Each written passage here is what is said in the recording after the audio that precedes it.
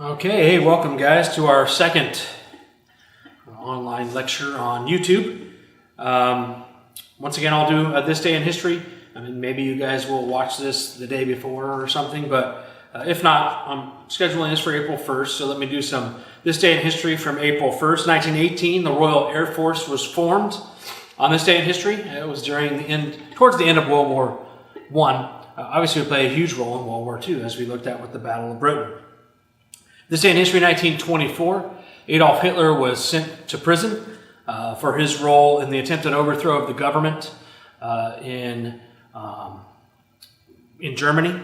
He was sentenced to 5 years, but he did not serve even one full year. He was let out early, but we've talked about that in the past. I'm not going to go over those details for this. This day in history, 1789, the first Speaker of the House was elected. It was Frederick Augustus Conrad Muhlenberg. It's quite the long name there, but something very significant. Muhlenberg was a Lutheran minister. Once again, that idea of separation of church and state is not what the people who talk about it today mean. You had ministers serving in our government, and they certainly were praying, and they certainly were strong Christians. It was more, once again, to protect the church from the state, not vice versa. This day in history, 1970, President Richard Nixon banned cigarettes from making any TV or radio ads. By this point in time, obviously, it had become clear that cigarettes were causing a lot of health problems. So they could still advertise in maybe magazines and newspapers. I remember magazine advertisements from when I was a kid of cigarettes, but they banned them on TV and radio. Famous birthdays today, April 1st, Otto von Bismarck. Obviously very influential in unifying the country of Germany. He was a Prussian who was able to bring other Germanic-speaking areas and Germanic peoples together to create a unified Germany. Susan Boyle. Now, I don't remember if she was on Britain's Got Talent or the X Factor Britain version, which one. I think it was Britain's Got Talent. But she did amazing. When people looked at her, they were like, oh man, this probably isn't going to be that great. But she turned out to be an incredible singer. She sang a song from Les Miserables, and she became an internet sensation and actually gained a lot of notoriety. And she is a very good singer. Asa Butterfield is an actor. He played Ender in Ender's Game. So in the movie Ender's Game, he played the main character. And Samuel Alito, who's a current member of the Supreme Court. So he's a Supreme Court justice. He's one of the conservatives on the Supreme Court. Our fun fact today: slugs have roughly 27,000 teeth. They routinely wear out and then lose them, but replace them by moving their back rows of teeth forward. Now, they must be pretty microscopic teeth to have that many in such a small animal. Imagine like a big animal with that many teeth. That'd be kind of scary. So we are going to continue with where we left off. We had talked about the election of 1948. Truman gets reelected, very surprisingly gets reelected. No one was predicting it. In fact, there was even a newspaper that printed he lost, the Chicago Tribune, so huge embarrassment there. But he wins, and he wins pretty easily, and is given 4 more years as president. With Berlin besieged and Israel fighting for life, Eleanor Roosevelt traveled to Paris in December of 1948. She was there to address the United Nations on human rights. She had been sent by Truman to lead the U.S. delegation when they were talking about human rights. Part of what she was speaking out against was the brazen denial of human rights by certain groups of people who were claiming to give people human rights.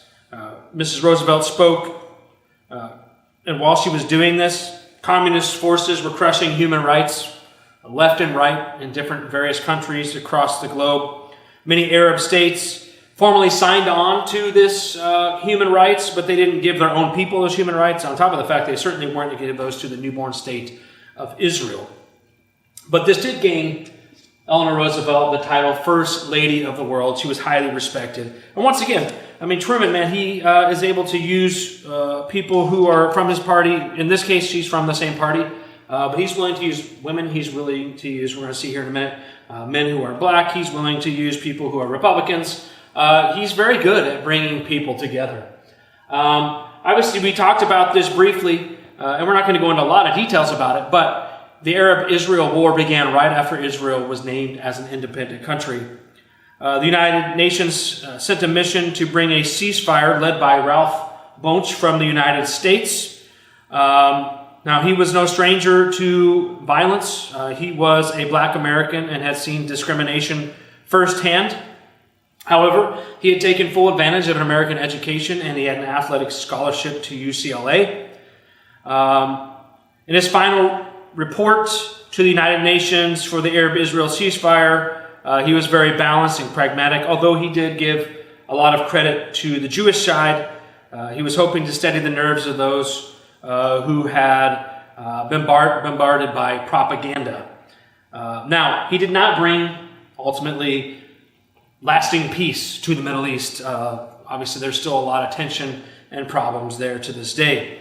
But he did enable a ceasefire to this Arab-Israel war. So this was the first time that was able to happen. This achievement did earn him the Nobel Peace Prize in 1950, which made him the first black American to be honored with such an award. It's amazing that a black American solves this major issue, at least temporarily, bringing peace to the Middle East. But in his own home country, he could not teach in many universities. Some places in the United States, blacks still were being denied the right to vote. He didn't have the right to dine in any restaurant that he wanted. He couldn't visit certain movie theaters. So in some ways, America was being very intolerant to blacks in the United States. And really, more and more Americans become less and less tolerable of these denial of human rights. And really, his success is a great argument against the denial of human rights to any person in the United States, black or white, woman or man. We got a woman, we got a black. They all are achieving great things, something America now is known for. But at this point in time, these were some pretty unique situations. With the ceasefire in the Middle East and Stalin ending the Berlin blockade in 1949, the Truman administration might have hoped for some breathing room, time to catch their breath because of all the international crises that were going on. However, the Soviets were still remaining aggressive in Eastern Europe. So Truman persuaded General Dwight D. Eisenhower. In this case, Eisenhower really hadn't dedicated himself to Democrat or Republican, but he's going to become a Republican for the next election. So he clearly doesn't see eye to eye with Truman on everything. But once again, Truman reaches out to people. If he thinks they're going to be good at the job, regardless of their political affiliation, he wants them to be in that place. So he persuades General Dwight D. Eisenhower to leave as president of Columbia University and to lead a new military effort of NATO, which stands for North Atlantic Treaty Organization. NATO was built on the idea of collective security. So this was Western European nations coming together with the United States, and their goal was to stop the spread of communism and to act against the Soviet Union. They basically said that if the USSR attacked any NATO member, it would be deemed an attack on all of them. So in some ways, it's like an alliance between these Western European nations. Typically a defensive alliance. They don't want to go to war, but if the USSR does attack one of those Western European nations, those other nations would then be in place to have to go fight. Truman knew Eisenhower was skilled at diplomacy. He was also very skilled at military planning, had a lot of experience. Obviously, as the conqueror of Hitler and the leader of the Allied forces the last couple of years of World War II, he had a lot of prestige amongst the people in Europe, and he was able to gain their full cooperation. Truman once again shown his keen insight into putting people in the right places and using people's skills. So NATO would be very important in rebuilding West Germany, making them a free nation, a nation that rebuilds and builds their own military, because Germany actually, West Germany at least, recovers pretty well after the war because of all the aid and all the help, and NATO also would be a part of that.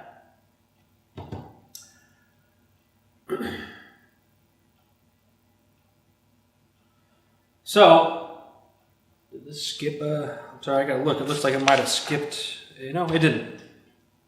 I must have skipped a page or something. Oh yeah, I turned 2 pages. No wonder. Sorry about that. That's embarrassing.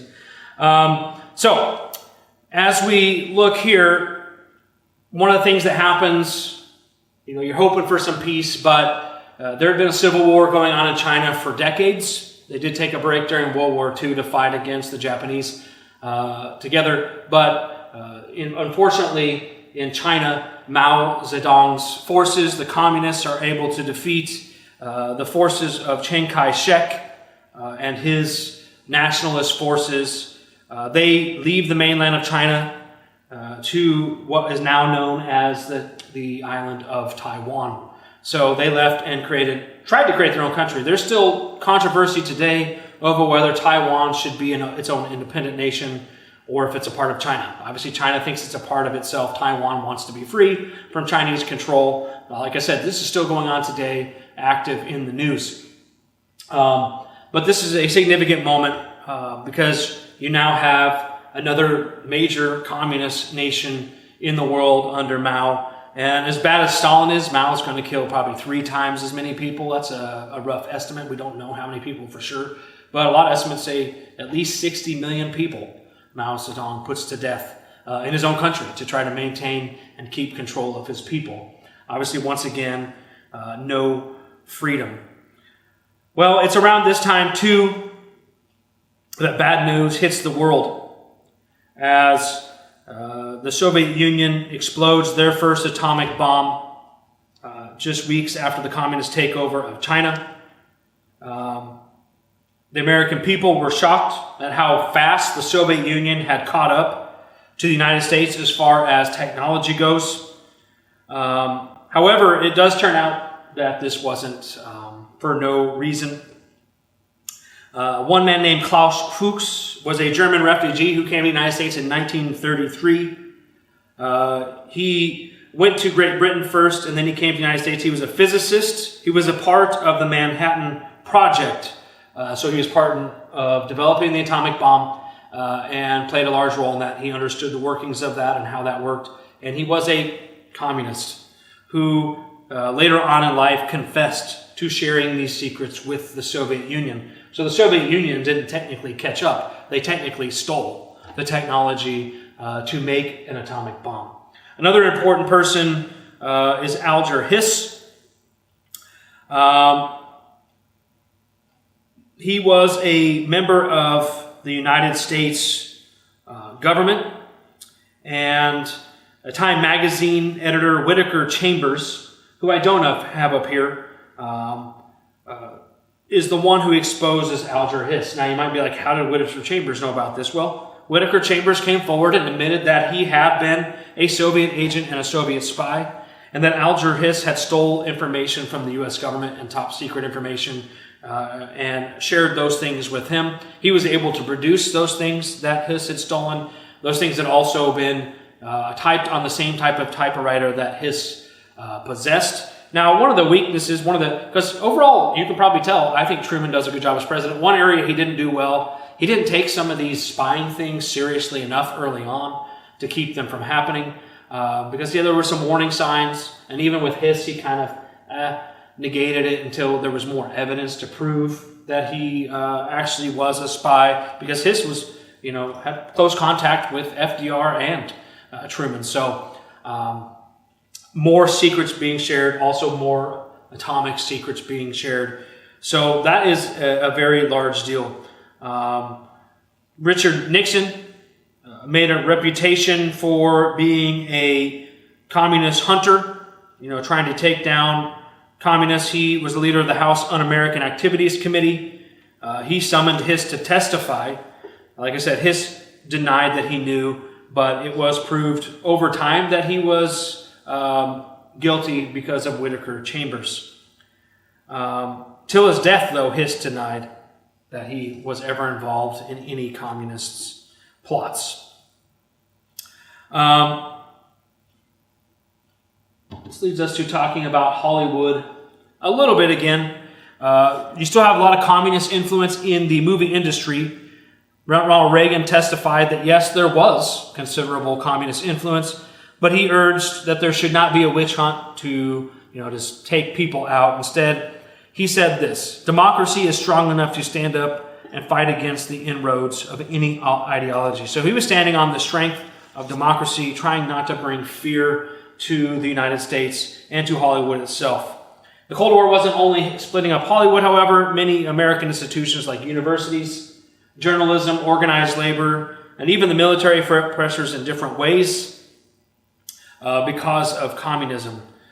To the point where today, I know some. No, I don't think I'm overblowing this, but those institutions specifically, journalism, that would be the press, universities, and organized labor. I wouldn't say the military, but those other three, very influenced by communism, along with Hollywood still today.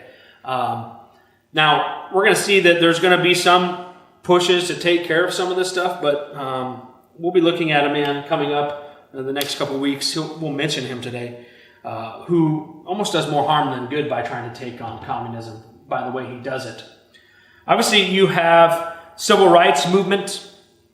Walter White, who at this point in time was the leader of the NAACP, was a staunch anti-communist. However, William E.B. Du Bois, if you remember him, he helped create the NAACP. Another gifted black singer, also named Paul Robeson, inspired and supported a communist petition in the United Nations called We Charge Genocide. They were charging genocide against the United States based on discrimination, partly because of things like the Ku Klux Klan. Now, I won't deny that the Ku Klux Klan isn't a terrible part of American history.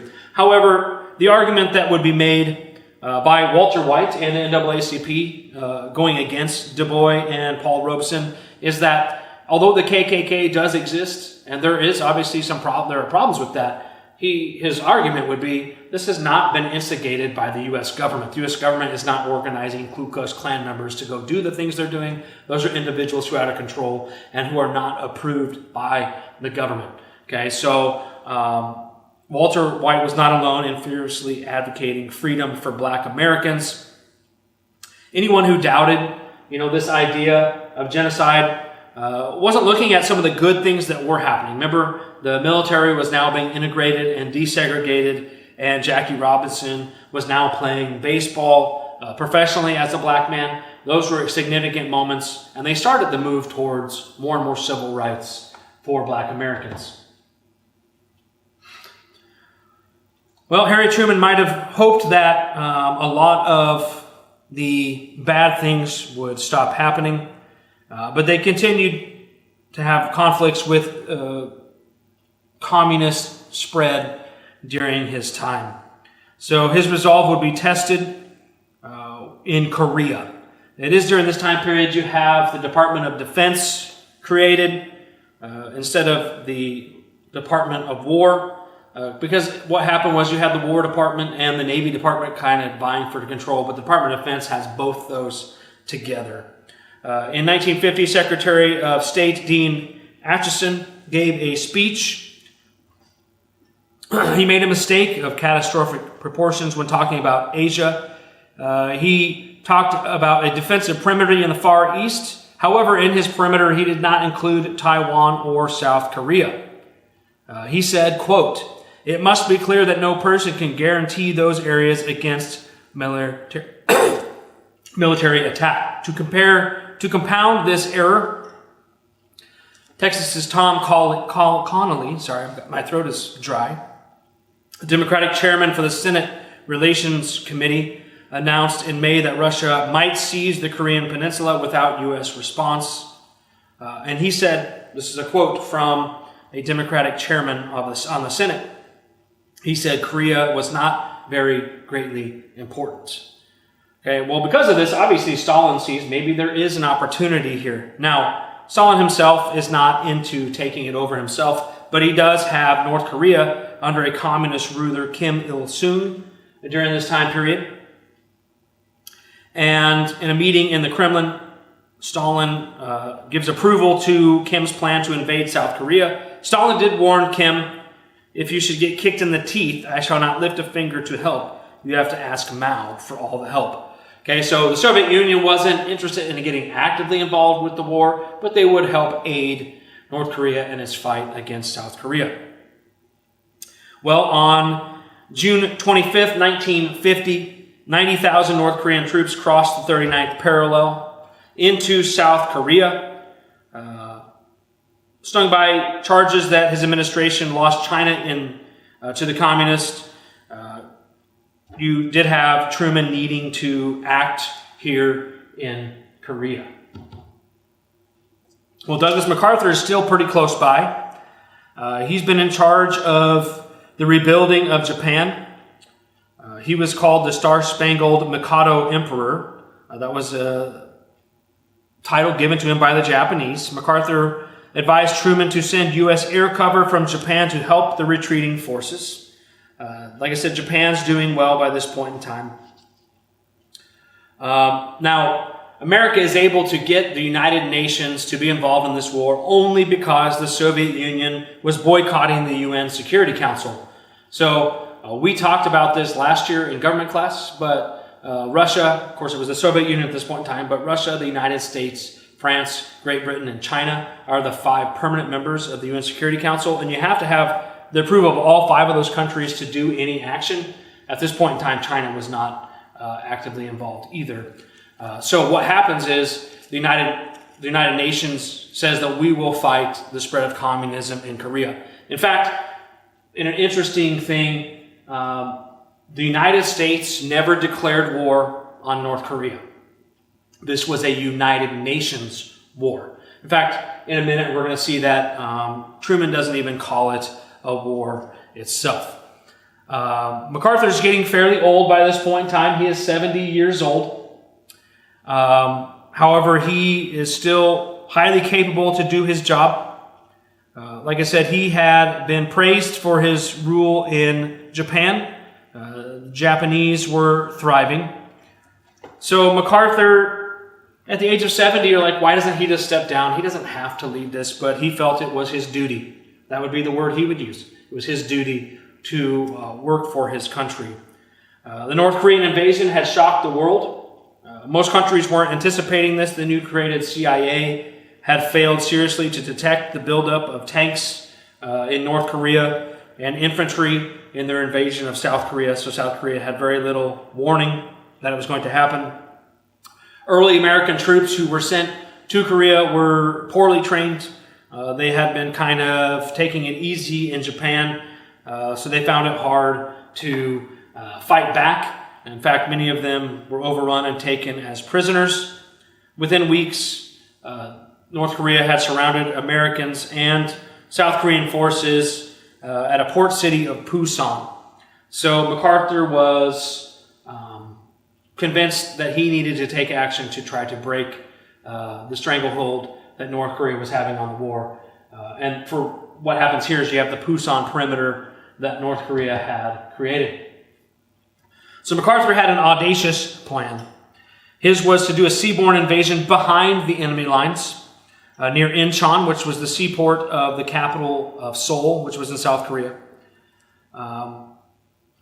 Other advisors got together with him. MacArthur chose not to get a lot of people's advice on this because MacArthur, who his father also was a military leader, they both were Medal of Honor winners, had told Douglas when he was younger, he said, quote, "Doug, councils of war breed timidity and confusion." So MacArthur kind of makes this decision on his own. He doesn't feel like he wants to get more advice because he feels like those people would try to persuade him not to be so bold. So this plan, the Incheon landing, succeeded brilliantly. It's one of the greatest turnarounds in military American history. The boldness was unexpected. This is up there with Washington crossing the Delaware, with Grant's descent on Shiloh's, Patton's relief at Bastogne. This is considered one of the greatest military moments in American history. South Korea's president, Syngman Rhee, accepted the return of his liberated capital with gratitude. He told MacArthur that he was the savior of our race, talking about the South Koreans. Well, because this was the UN's first attempt to resist aggression, the United States had help in this war. It certainly wasn't just the United States. There were British soldiers there, Australian soldiers, some French soldiers as well, some from New Zealand, Canada. Truman refused to call the Korean War, however, a war. He called it a police action. He tried to emphasize that the United Nations was being tested by international communism.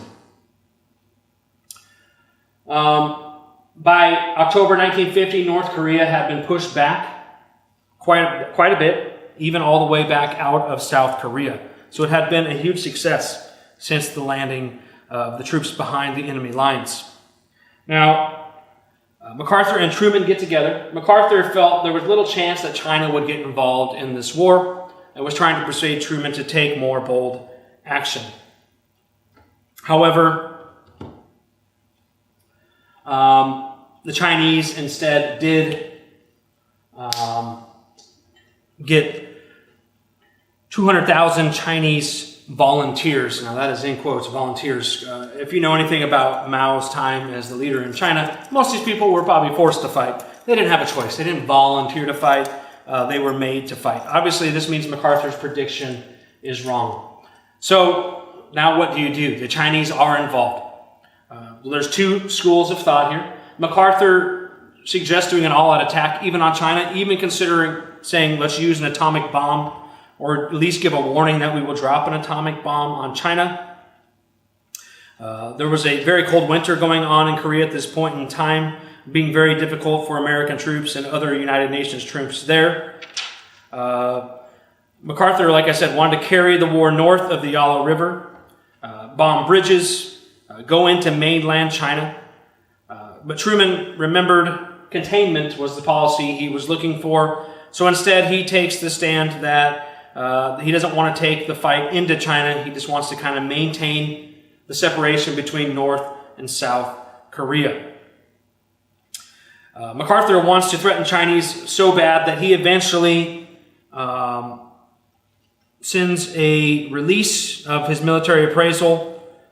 He even mentions it to a Republican leader in the House of Representatives to show why his view and not Truman's was the correct one. He said there is no substitute for victory. Well, Truman is the commander-in-chief. And because these things were becoming public, he immediately fired MacArthur.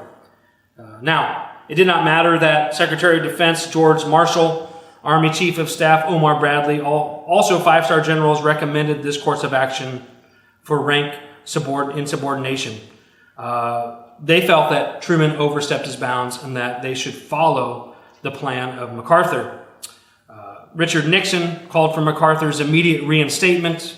Wisconsin Senator Joseph McCarthy, who was a man who fights against communism, like I'm saying, we'll talk about him more later on. I put up here the man who cried communist, which sometimes he goes overboard. He also called for MacArthur to be reinstated. He said Truman was drunk when he made this decision. So there is some significant people who are saying that MacArthur was right and Truman is wrong in this particular instance. However, Truman's the commander-in-chief, and instead he eventually gets the backing of even some high-ranking Republicans, people with outside his political party, say, hey, we will stand with Truman on making this decision. Now, there's positives and negatives here. Okay, this is actually a pretty difficult one when you think about it. I'm going to give a little spoiler alert. There still exists today North and South Korea. North Korea is extremely communist and one of the worst places to live on earth. South Korea is a great place to live. If MacArthur got his way, obviously there would have been a lot more death during the war, but it's possible. I'm not saying it would have happened, but it's possible North Korea would have been freed.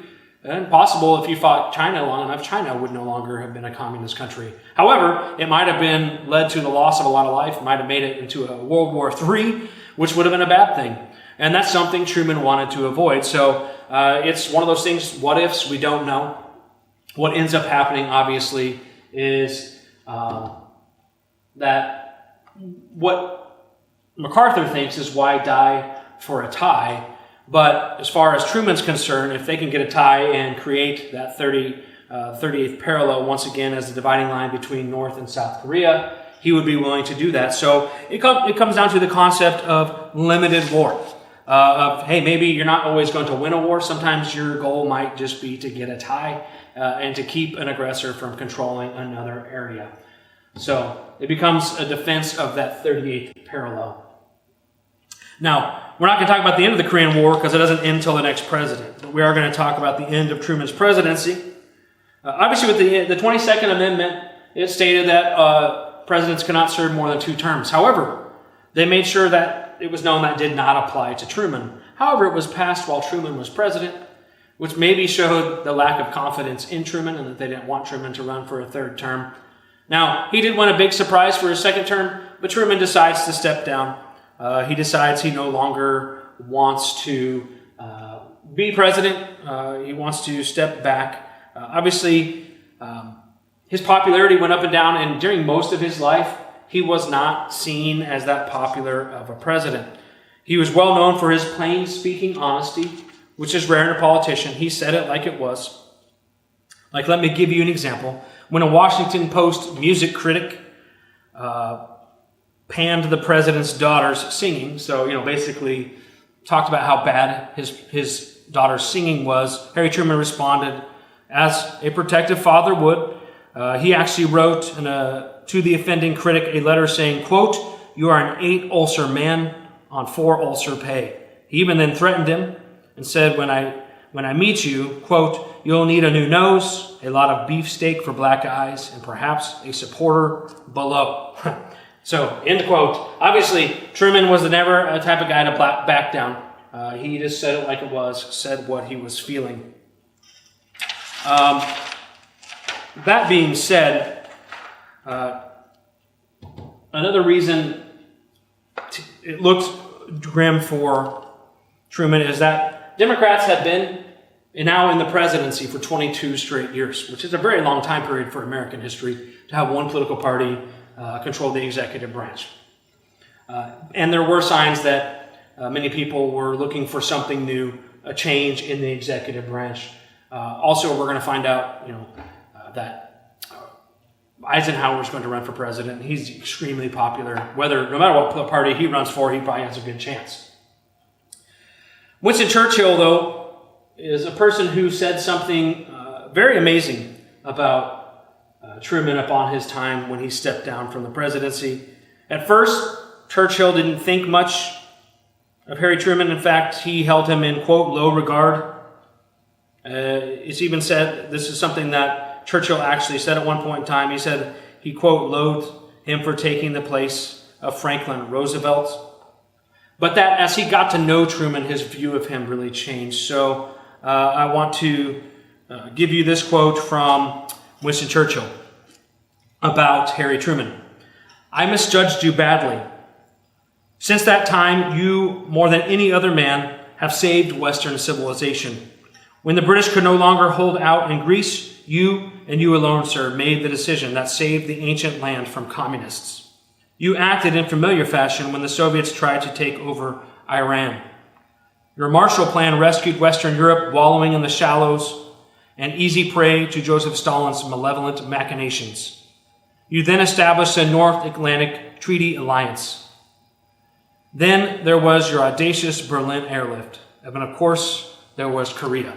So by the time Truman steps down as president, Winston Churchill sees that Truman had done a great deal for the globe, especially in foreign policy. His domestic policy was pretty good too, but in foreign policy, a lot of successes. I mean, the Korean War is not going to be a complete victory, but it is going to keep North Korea from taking over. But those other ones were major victories. When Truman decides not to run for re-election, most Americans didn't have a high opinion of him, and they continue not to have a high opinion for a while. But over time, Truman's record has proven to be a great record, and more people now deem him to be one of the best presidents we've had. I've told you guys before, I don't have a list of my top 10 presidents. I'd have to do a lot of research. A lot of research to have a really good answer. But I can guarantee you this, he's in my top 10. Truman did a great job. Regardless of whether he's a Democrat or Republican, he was a great president. I think he's the type of guy I would like to see as president. Even though he's pretty blunt and honest, I appreciate that. Down to earth. He stepped down from presidency, returned to his home in Independence, Missouri. And there were no pensions for presidents during that time period. He kind of just returned to average everyday life with his wife. And that is the end of where we're going to talk about today. Next time we have a lecture, won't be told next week, but we'll start talking about Eisenhower and how he continued to deal with some of the issues going on across the globe, and what were some of his domestic policies and his leadership qualities. I hope you guys are doing well, and have a blessed rest of your week.